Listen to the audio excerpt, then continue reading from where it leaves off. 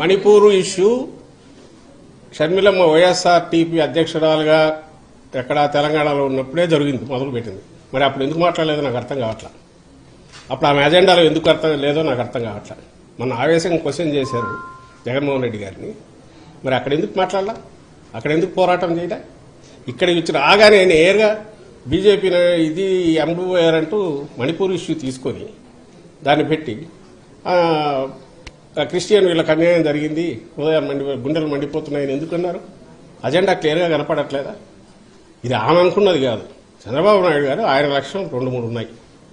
Anti incumbency vote ఏదైనా ఉంటే మొత్తం గొంపగుత్తుగా ఆయనకు రావాలి. అలాగే వైఎస్ఆర్సీపీకి క్లోజ్ టు ఇట్స్ హార్ట్ ఉన్న మైనారిటీస్ కానీ, క్రిస్టియన్ మైనారిటీస్ కానీ, ఎస్సీలు కానీ, ఎక్కడైనా వీలైతే ముస్లిం మైనారిటీలు, క్రిస్టియన్ మైనారిటీలు, ఎస్సీలకు కానీ డెంట్ ఏమైనా పడకపోతే దాన్ని చూడాలి. ఆ పర్పస్ కోసం ఆమెను తీసుకొచ్చారు. అందుకే ఆమెతో అవే మాటలు మాట్లాడిస్తున్నారు, అవే పలుకులు ఆమె రిపీట్ చేస్తున్నారు.